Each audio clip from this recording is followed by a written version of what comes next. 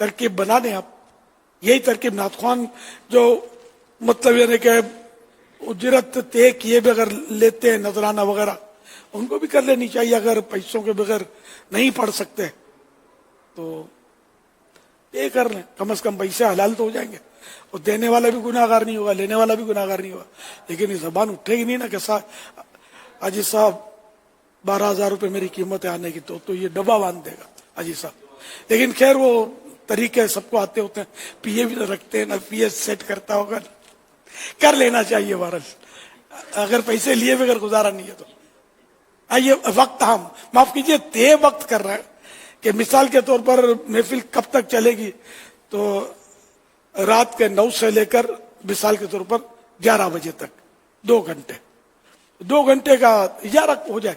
9 سے 11 تم ہمارے ملازم یہ بولے، تم میرے سیٹ، یہ الفاظ نہ بھی بولے تو 2 گھنٹے کا اجارہ. اب یہ 2 گھنٹے کے لیے آپ جا کر بیٹھ گئے. اب یہ اس میں وہ بولے پڑھو تو پڑھے، نہ بولو تو نہ پڑھے. آپ نے اس کو ٹائم دے دیا، آپ جا کے بیٹھ گئے، آپ کی اجرت کھری ہو گئی.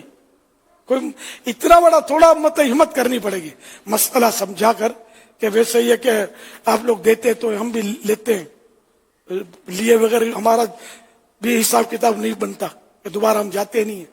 لیکن ذرا اتنا بتائیں گے نہیں نا، تو ایسی ترکیب بنا لیں. بعض کرتے بھی ہوں گے نعت خوان. جب سے یہ نعت خوان نذرانہ رسالہ الحمدللہ مکتبۃ المدینہ نے شائع کیا تو کئی نعت خوانوں نے اس پر عمل کیا ہوگا. ایک نعت خوان کا تو میں نے کہیں سوشل میڈیا میں دیکھا تھا کہ میں طے کر کے پڑھتا ہوں وقت کی اجرت، اس طرح کا مجھے یاد پڑتا، میں نے کچھ سنا تھا اس کا. تو یہ اچھی بات ہے کہ لینا ہی ہے تو پھر حلال لیں، حرام کیوں لیں. اللہ برکت دے آپ کو. اور نہ لیں تو جس کا عمل ہو بے غرض اس کی جزا کچھ اور ہے.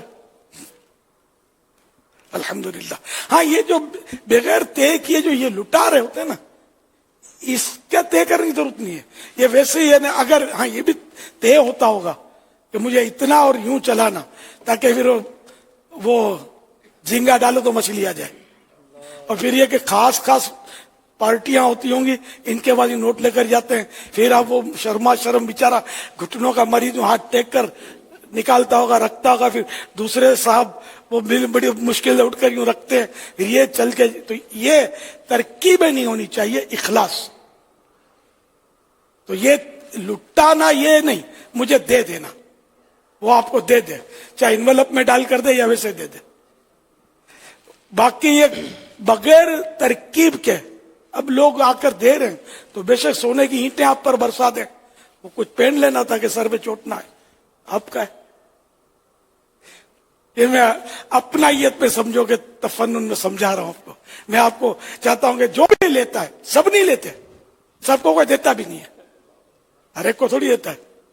وہ جو مطلب بعض لیتے ہوتے ہیں، تو ان کو مطلب یہ کہ یہ طریقہ اگر اس پر عمل ضد کریں گے، جذباتی بنیں گے، تو میں تو آج سے برسوں سے بولتا ہوں اب گناہ گار ہوں گے.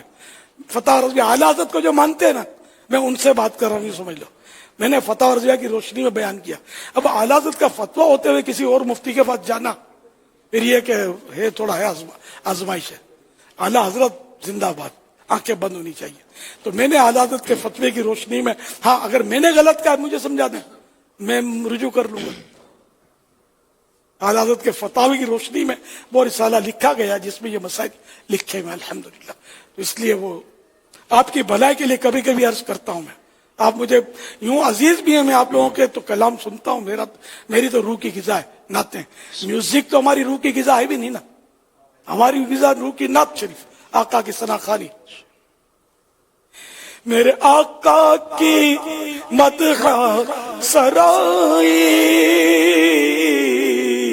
اہل سنت کے حصے میں آئی، اہل سنت کے حصے میں آئی. سب کی آقا نے بگڑی بنائی، ہم بھی قسمت جگائے ہوئے ہیں. الحمدللہ. صلو علی الحبیب صلی اللہ تعالی علی محمد.